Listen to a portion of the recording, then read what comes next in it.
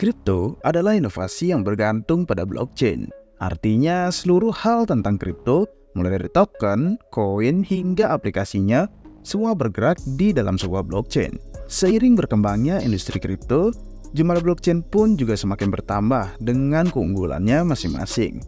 Kabar baiknya, saat ini blockchain-blockchain tersebut semakin sering bekerja sama hingga menciptakan sinergi di industri kripto. Tapi untuk saat ini, kerjasama tersebut masih bergantung pada sebuah jembatan atau bridge yang sayangnya sering bermasalah karena menghadapi peretasan atau dihack. Lantas apa solusinya? Oke, di video kali ini kami akan mengajak kalian untuk lebih deep dive mengenai sisi IP dari Chainlink dan teknologi dari Layer Zero.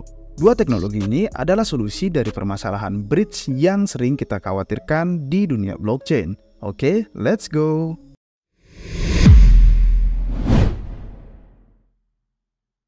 Apa itu sisi IP dan Layer Zero? Sisi IP dan Layer Zero adalah dua teknologi baru di industri kripto sebagai solusi permasalahan bridge antar blockchain yang sering kena hack. Inovasi teknologi ini digadang-gadang akan menjadi hal besar di dunia kripto karena mempermudah developer membangun proyek yang bisa melibatkan banyak blockchain. Karena teknologi infrastruktur seperti sisi IP dan Layer Zero ini akan mempermudah satu aplikasi untuk bergerak di beberapa blockchain atau istilahnya saling terkoneksi. Artinya, pengguna aplikasi kripto tidak perlu pindah jaringan blockchain lagi di walletnya dan tidak perlu membuka aplikasi bridge untuk memindahkan suatu token dari satu blockchain ke blockchain lainnya. Contoh, saat saya ingin menggunakan SushiSwap untuk membeli token Cake di blockchain Binance Smart Chain, tapi saya hanya memiliki ETH di blockchain Ethereum. Saya langsung bisa melakukan transaksi tersebut di SushiSwap tanpa harus pindah-pindah wallet atau menukarkan ETH saya ke bentuk wrap ETH di Binance Smart Chain. Karena dalam kasus ini SushiSwap udah terintegrasi dengan teknologi dari Layer Zero ataupun sisi IP. Ini layaknya sebuah aplikasi di-upgrade dengan menggunakan teknologi dari pihak ketiga. Mungkin contoh dalam kehidupan sehari-hari kita adalah transfer antar bank. Jika saya ingin mentransfer bank teman saya yaitu Bank B dan saya menggunakan Bank A, saya hanya perlu mentransfer langsung Bank A ke Bank B. Tidak perlu saya menarik uang saya dari Bank A, lalu saya tabung ke Bank B dan setelah itu saya transfer menggunakan Bank B. Jadi, layaknya sistem transfer online atau BI Fast yang integrasi ke banyak bank di Indonesia, integrasi SushiSwap dengan Layer Zero atau sisi IP itu dilakukan untuk mempermudah penggunanya. Di dunia kripto, saat ada inovasi baru, pasti akan banyak yang ingin membentuk protokol atau aplikasi terbaik sehingga muncul banyak proyek dengan teknologi yang hampir mirip. Di ranah penghubung blockchain tanpa bridge ini, terdapat dua jagoan yaitu pertama Layer Zero dan sisi IP dari Chainlink. Walau keduanya mempermudah developer, ada perbedaan yang rinci yang bisa menentukan kecocokannya dengan masing-masing proyek dan developer. Oke, kita akan bahas kedua perbedaannya dan lihat mana yang lebih cocok terutama untuk kalian yang berminat membuat aplikasi di dunia kripto dan saling terhubung dengan blockchain lainnya. Yang akan kita bahas di sini ada dua aspek. Yang pertama, keleluasaan developer dalam menggunakan teknologi tersebut. Yang kedua, terkait permasalahan trilema di dunia kripto yaitu apakah dia bersifat desentralisasi, apakah dia cepat, dan apakah dia aman. Oke, mari kita bahas lebih detailnya. Yang pertama, keleluasaan memilih infrastruktur. Sebelum membandingkan, kita harus kasih tahu kalau teknologi ini menggunakan beberapa komponen saat mewadahi komunikasi antar blockchain. Dua komponen utama yang perlu diketahui adalah Relay dan juga Oracle.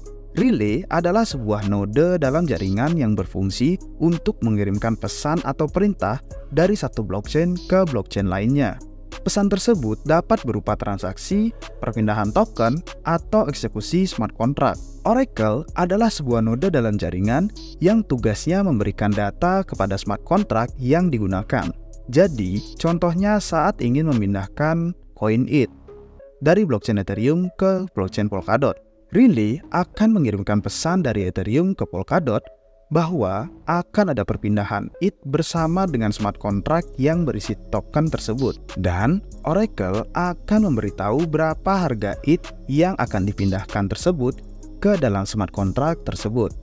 Ada perbedaan antara Layer 0 dan CCIP terkait Relay dan Oracle ini. Kalau di Layer 0, Relay dan Oracle yang digunakan itu bisa dipilih karena banyak jasa penyedia Relay dan juga Oracle di industri kripto. Tapi kalau di CCIP, Relay dan Oracle-nya semua berasal dari Chainlink. Oke, ibaratkan kalian beli sebuah motor.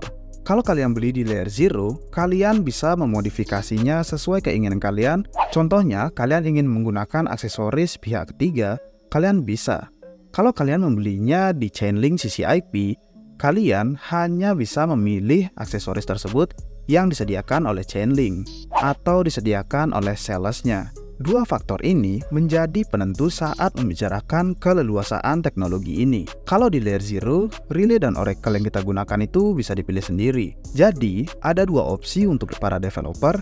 Mereka ingin fleksibilitas bisa menggunakan Layer 0, atau mereka ingin simple bisa menggunakan CCIP karena sudah disediakan template oleh si Chainlink. Oke, kalau dari sisi keleluasaan, yang menang adalah Layer 0. Karena semua bisa dipilih sendiri. Tapi kalau dari sisi kemudahan, mungkin sisi IP atau Chainlink jadi pilihan. Sekarang kita masuk ke sisi desentralisasi. Berikutnya adalah permasalahan desentralisasi karena dengan pengiriman data melalui Relay dan Oracle, pasti harus ada yang memeriksa dan memverifikasi serta menerima data tersebut. Untuk masalah ini, kita bisa memeriksa apakah sistemnya menggunakan sistem yang terdesentralisasi atau tidak dengan melihat satu persatu. Kalau kita melihat CCIP, verifikasinya itu menggunakan sistem dari Chainlink yang bernama Quorum Confirmation, di mana seluruh node yang ada di jaringan bisa mengkonfirmasi transaksi yang terjadi melalui teknologi CCIP. Umumnya, batas minimal dari mekanisme tersebut adalah 2 hingga 3 node yang memberikan konfirmasi. Tapi CCIP akan meningkatkan batas minimum tersebut walau belum dirincikan. Selain itu, nantinya data akan diterima oleh node yang terpercaya untuk menyimpan data dari Oracle dan Relay secara bersamaan di blockchain barunya. Tapi di sistem CCIP ini, node yang menerima ini harus disortir terlebih dahulu oleh Chainlink, karena yang bisa menerima hanya node yang terpercaya. Walaupun begitu, semua ini masih bersifat terdesentralisasi karena tersebar dan tidak terpusat di satu node.